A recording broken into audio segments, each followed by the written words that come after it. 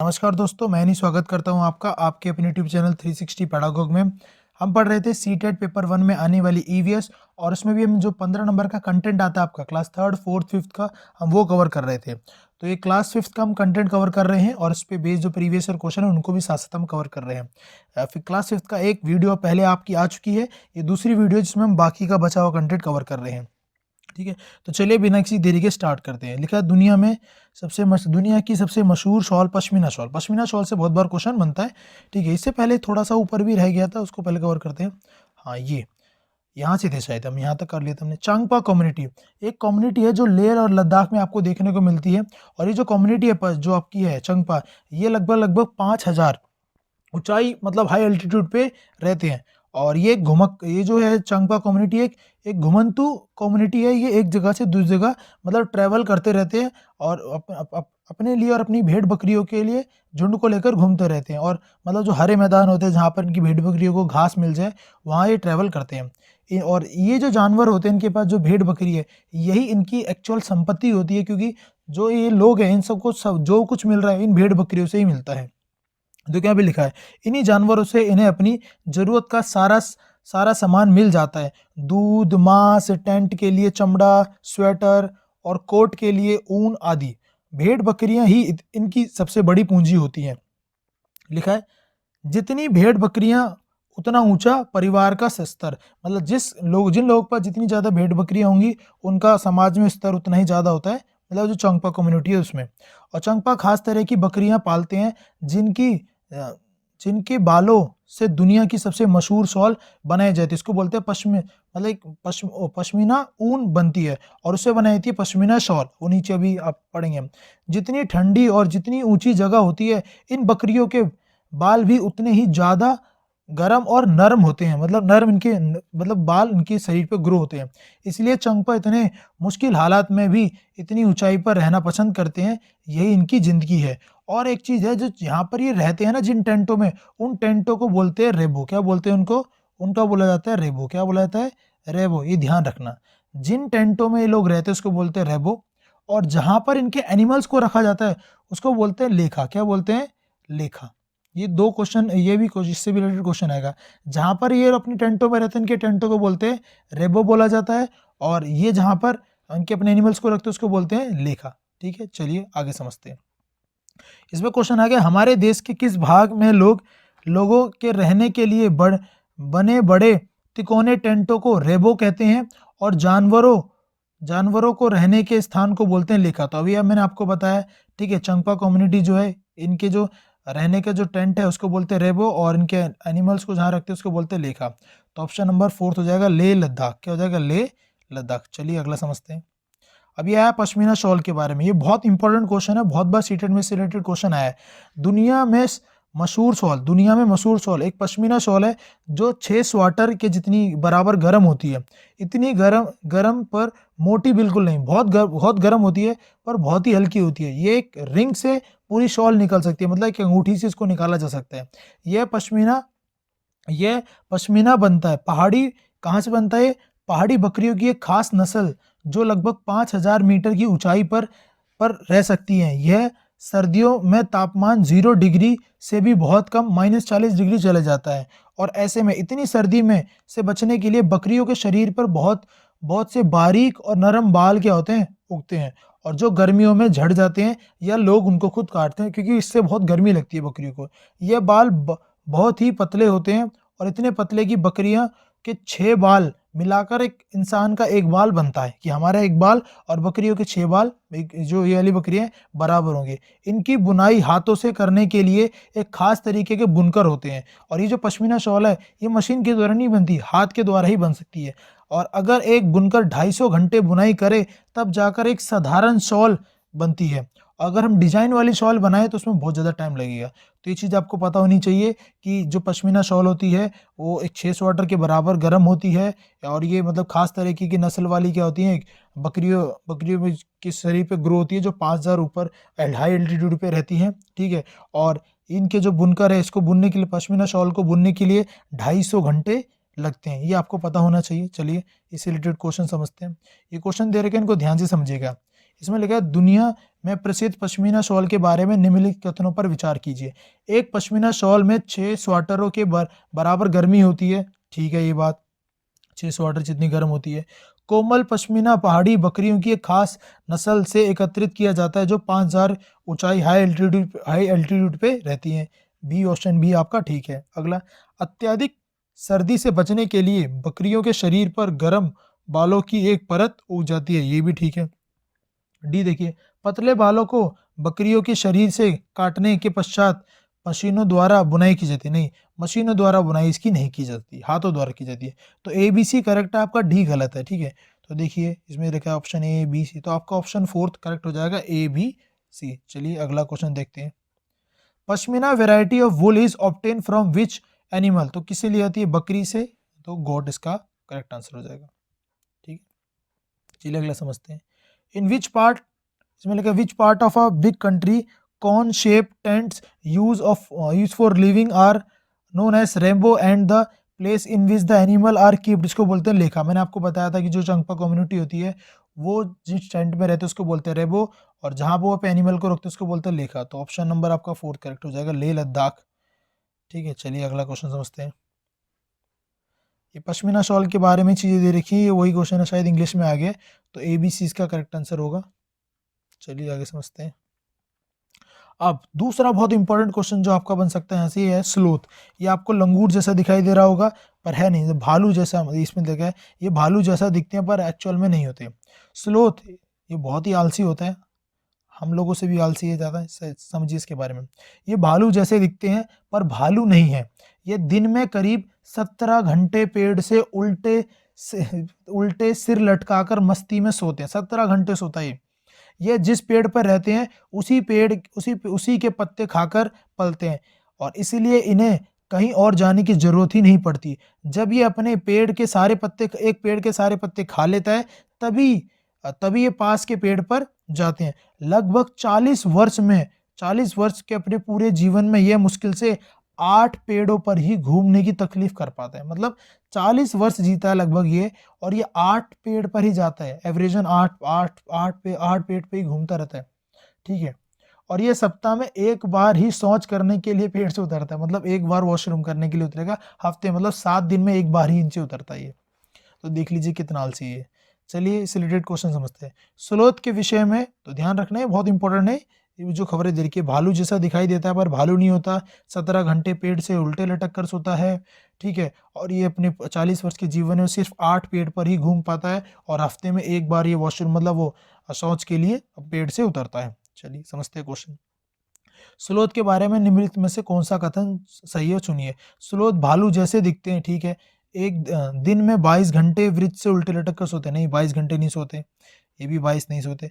Sloth chimpanzee जैसे दिखते हैं, चिंपैंजी जैसे नहीं दिखते, भालू जैसे दिखते हैं। तो ऑप्शन नंबर फोर्थ आपका करेक्ट हो जाएगा। कैसे, देखो भालू जैसे दिखते हैं और 17 घंटे पेट से उल्टे लटक कर सोते हैं, तो ऑप्शन फोर्थ आपका करेक्ट हो जाएगा। चलिए अगला क्वेश्चन देखते हैं। अगला क्वेश्चन क्या है? विच of the following statement the true statement about sloth. ठीक है, स्लोथ लिव फॉर 40 ईयर्स। ठीक है, 40 साल तक जीते हैं। लिव फॉर 10 ईयर्स, तो ये ऑप्शन नंबर सेकंड और फोर्थ तो वैसे ही काट दो। 2 साल 10 साल और 8 साल ही जीते, 40 साल जीते दोनों। ऑप्शन नंबर ए और तीनों में ऑप्शन नंबर 3 में ये बात सही है। And in they time they move around 50 tree. नहीं, तो 50 ट्री पे नहीं घूमता ये, बस 8 ट्री पर ही घूम पाता है। तो ऑप्शन नंबर 3 करेक्ट हो जाएगा, क्योंकि 40 वर्ष के जीवन में सिर्फ ये 8 पेड़ों पर ही घूम पाता है। तो ऑप्शन 3 में ही दे रखा है। चलिए अगला समझते हैं। ये हिंदी में क्वेश्चन है, आप हिंदी में देख सकते हैं। अगला, select the true statement about the sloth from the following. ठीक है, sloth lives for the 40 years and spend almost 17 hour a day sleeping while hanging upside down of a tree. ये ठीक दे रखा है कि 40 वर्ष जीता है और 17 घंटे उल्टा लटक के सोता है। यहाँ पे 10 वर्ष है, ये गलत हो गया। 17 वर्ष जीता है, 10 वर्ष जीता है तो गलत है। सॉरी, ऑप्शन नंबर ए ही ठीक है। चलिए आगे समझते हैं, ये हिंदी में है। अगला ये दे रखा आपका झूम खेती के बारे में, तो इसे समझिए। झूम खेती क्या होती है, इससे भी बहुत सारे क्वेश्चन बनते हैं। झूम खेती का तरीका निराला है। ठीक है, एक फसल काटने के बाद जमीन को कुछ साल तक आराम करने देते हैं। उसमें खेती नहीं करते, और इस जगह जो बांस या जंगल उग जाता है उसे उखाड़ते नहीं है, बस काट कर जला देते हैं, और यह राख जमीन में खाद का काम करती है। और जलाते हुए जलाते हुए आसपास के पेड़ ना जल जाएं, इसका ध्यान रखा जाता है, जंगलों को नुकसान ना पहुंचे, यह भी ध्यान देना पड़ता है। फिर जब इस जमीन में खेती की बारी आती है तो जमीन को जोता नहीं जाता, मतलब जोतते नहीं है, मतलब प्लगिंग नहीं करते, और मिट्टी को हल्के से हिलाकर बीज छिड़क देते हैं, और एक ही खेत में अलग अलग तरीके की बीज, जैसे मकई, कौन कौन से बीज, मकई हो गया, सब्जी हो गया, मिर्च, चावल बोए जाते हैं। ये ध्यान रखना कौन कौन से बोए जाते हैं, मकई, सब्जी, मिर्च, चावल बोए जाते हैं। चलिए अगला समझते हैं। फसल के समय भी अनचाही घासें और पौधों को उखाड़ते नहीं है, उन्हें गिरा देते हैं और जमीन में मिट्टी में मिला देते हैं। इससे क्या होता है, जो मिट्टी की उर्वरक क्षमता है, जो फर्टिलिटी है, वो बढ़ती है, जमीन उपजाऊ बनती है। और अगर किसी परिवार के में किसी कारण खेती का काम पिछड़ जाता है तो दूसरे लोग उसकी मदद के लिए आते हैं। बस यह उस परिवार को उन्हें खाना खिलाना पड़ता है। मुख्य फसल चावल की ही होती है, यहाँ पर चावल ही ग्रो करते हैं। फसल तैयार होने पर उसे अपने घर ले जाना, पीठ पर डाल के ले जाते हैं। सड़क तो है, लेकिन बस ऊंचे नीचे पहाड़ है, और पीठ पर लाद कर सारी फसलें इन रास्तों से लेके जाते हैं। तो ये बता रखा है, ये पहले तो आपको पता चला, ये ध्यान रखना। यहाँ पर ही क्या दे रखा है, झूम खेती के बारे में आपको दे रखा है, ये कि इसको स्लैश एंड बर्न भी बोलते हैं, कि भैया जो भी उग जाता है उस टाइम तक खाली छोड़ देते हैं, जो भी उगता है फिर उसको काटते हैं, उसको काटने के बाद जलाते हैं, और राख को मिट्टी में मिलाते हैं ताकि मिट्टी की उर्वरक क्षमता या फर्टिलिटी बढ़े। फिर उसमें खेती करते हैं, पर उसको प्लगिंग नहीं करते, बीज डाल देते हैं, और उसको थोड़ा सा हिलाकर बीज डाल देते हैं, और मकई सब्जियाँ और मिर्च अलग अलग, और चावल अलग अलग की फसलें उगाई जाती हैं। ठीक है, और यहाँ पर एक इंपॉर्टेंट क्वेश्चन आपका आएगा, यहाँ ध्यान देना। यहाँ क्या क्या रखा है, फसल पकाने पर गांव में सबसे बड़ा त्योहार मनाया जाता है। सब साथ में खाना पकाते हैं और खाते हैं और मजे करते हैं, और एक तरीके का नाच करते हैं। ठीक है, उसको बोलते हैं चेरऊ। क्या होता है, चेरऊ डांस करते हैं।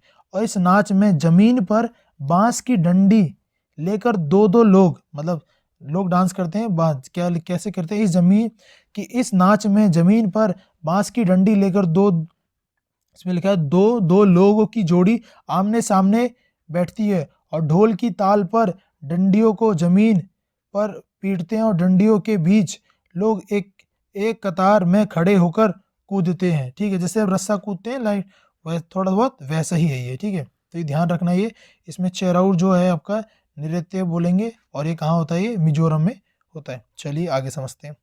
ये जंगल के बारे में दे रखा है, जंगल अधिनियम के बारे में इससे भी क्वेश्चन बनते हैं।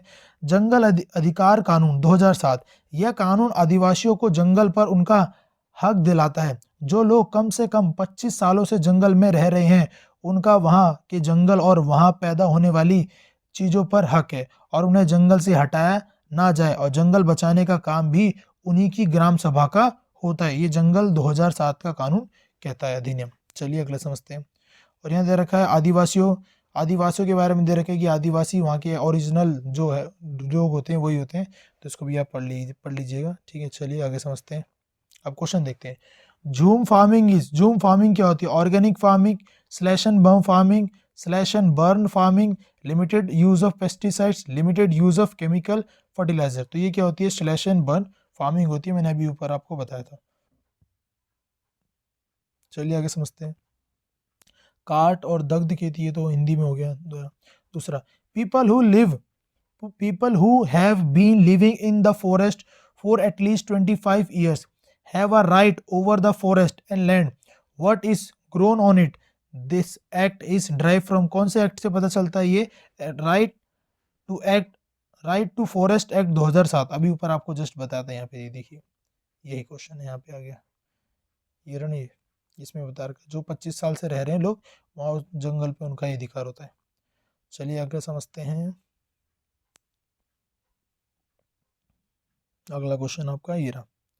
इन which of the following state the meaning of torang is jungle, मतलब किस भाषा में तोरंग का मतलब क्या होता है, जंगल। तो ये आपको ध्यान होना चाहिए कि किस भाषा में तोरंग का मतलब क्या होता है, जंगल। तो वो आती है आपकी झारखंड। ठीक है, झारखंड भाषा में क्या होता है, तोरंग का मतलब क्या होता है, जंगल होता है। अगला क्वेश्चन समझते हैं।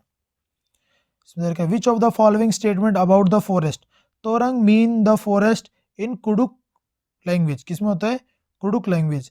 The village council panchayat in Jharkhand decided which family will get how much land for the farming by lottery, ठीक है ये भी। The right to forest act 2007 give the right to people who have been living in the forest for at least 15 years, नहीं ये गलत है, तो 25 साल होना चाहिए, ठीक है। About 3/4 people in Mizoram are link with forest, मतलब 3/4 मतलब लगभग 70% लोग क्या होते हैं आपके, किससे लिंक है आपके, फॉरेस्ट से लिंक है। तो इसका देखिए आपका क्या होगा, तो इसमें ऑप्शन आपका सी तो गलत हो गया, तो ऑप्शन नंबर थर्ड और फोर्थ तो आपके क्या है गलत, क्या हो जाएंगे, थर्ड और फोर्थ आपके हो जाएंगे गलत, है कि नहीं, क्योंकि सी तो वैसे ही गलत दे रखा है, तो सी आपका वैसे ही थर्ड और फोर्थ तो वैसे ही गलत हो गया। अब आपका आंसर जो होगा वो होगा ऑप्शन नंबर 1 ए डी, मतलब 1 और 2 ए डी होगा या ए बी होगा। तो देखिए, तो तोरंग मीन्स फॉरेस्ट इन कुडुक भाषा, तो ये तो आपका बिल्कुल करेक्ट है, तो ए तो होना ही चाहिए, तो ए इसलिए दोनों में दे रखा है। अब आता है बी होगा या डी, अब लिखा है कि the people the village council, ये झारखंड में ग्राम परिषद लॉटरी के माध्यम से यह तय करती है कि किस परिवार को कृषि के लिए कितनी भूमि मिलेगी, ऐसा तो नहीं है, तो ये ऑप्शन हो जाएगा शायद आपका, देखना पड़ेगा। और नीचे क्या दे रखा है पहले पढ़ लेते हैं एक बार, डी दे रखा है मिजोरम में, तो ये तो मेरे को लग रहा है कि ऑप्शन नंबर बी गलत है, तो आपका क्या होना चाहिए, ऑप्शन डी करेक्ट होना चाहिए, तो आपका ए डी, तो ऑप्शन नंबर 1 ए डी आपका क्या हो जाएगा, करेक्ट हो जाएगा, है कि नहीं। चलिए, there is a dance in and the people sit in a pair in a front of each other and holding the bamboo stick on the ground as the drum beats. The bamboos are beaten to the ground. The dancers step in and out of the bamboo stick and dance to beat. The name of the dance and the state what it is, मतलब कौन सा होता है ये, तो आपको अभी पता चला था कौन सा डांस होता है, ये चेराऊ नृत्य होता है, कहाँ करते हैं लोग, मिजोरम में से करते हैं। चलिए आगे समझते हैं। In a Mizoram, when the harvesting work is over, the villagers collect and celebrate. They get together to cook and eat, sing and also dance. The name of their special dance क्या बोलते हैं, उसे बोलते हैं हम चेरऊ dance, चेरऊ नृत्य होते हैं, मिजोरम में करते हैं। चलिए आगे समझते हैं। Chhau is the folk dance form of the common people, जो छाऊ होता है ये कहाँ का डांस है, तो ये आपका है छत्तीसगढ़ का एक डांस है छाऊ नृत्य, ये भी आपको पता होना चाहिए, कई बार ऐसे क्वेश्चन अलग अलग क्वेश्चन भेज जाते हैं। A special kind of dance named चेरऊ is performed by the people, option मतलब कौन से स्टेट के लोग करते हैं, तो मिजोरम के लोग करते हैं कि नहीं। चलिए आगे समझते हैं। अब यहाँ पे बता रखा है कुछ अहमदाबाद, जो सॉरी आपका जो गुजरात है अहमदाबाद, यहाँ पर भूकंप आया था 2001 में। आज सुबह गुजरात में आए भूकंप से कम 1000 लोगों के मरने की आशंका है, तो भूकंप के बारे में बता रखा है, ये आप पढ़ लीजिएगा। इससे रिलेटेड हम क्वेश्चन देखते हैं। क्या बता रखा है, in which year 1000 people die in the earthquake that struck in Bhuj Gujarat, तो कब आया था ये, 2001 में आया था, इसका ध्यान रखना आप, कब आया था, 26 जनवरी 2001, है कि नहीं। आगे समझते हैं। जमीन से खजाना, ये बहुत सारा, ये आपको पढ़ना पड़ेगा, इससे काफ़ी सारे क्वेश्चन कई बार आ जाते हैं।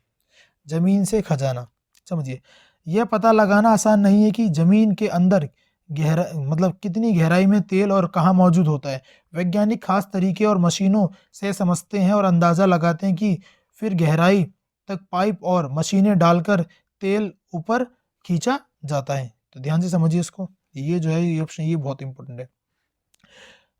जो निकाला गया तेल गहरे रंग का गाढ़ा बदबूदार होता है। जो भी तेल हम निकालते जमीन से वो बहुत गहरे रंग का गाढ़ा बदबूदार होता है।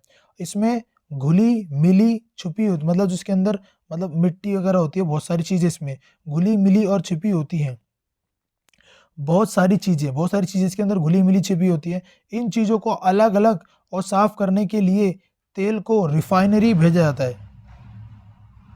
तो समझिए नीचे जो लिखा है ये, निकाला गया तेल गहरे रंग का गाढ़ा बदबूदार होता है और इसमें बहुत सारी चीज़ें घुली मिली और छिपी होती हैं। इन चीज़ों को अलग करने के लिए इसको तेल को कहाँ भेजा जाता है, रिफाइनरी भेजा जाता है। क्या तुमने कभी रिफाइनरी के बारे में सुना है? इसी से हमें तेल मिलता है। इसमें क्या होता है, kerosene, diesel, petrol, engine oil, हवाई जहाज के लिए ईंधन, ठीक है, जानते हो एलपीजी, मोम, कोलतार, ग्रीस भी इसी से मिलता है, जो हम क्रूड ऑयल निकालते हैं ना ज़मीन से वो। प्लास्टिक और पेंट बनाने के लिए भी तेल का इस्तेमाल किया जाता है। तो इतनी सारी चीज़ें निकलती है, जब जो हमारा क्रूड ऑयल होता है उसको अलग अलग रिफाइन किया जाता है तो बहुत सारी चीज़ें हमें मिलती हैं। चलिए नीचे समझते हैं। यहाँ पे दे रखा है सुनीता विलियम्स के बारे में।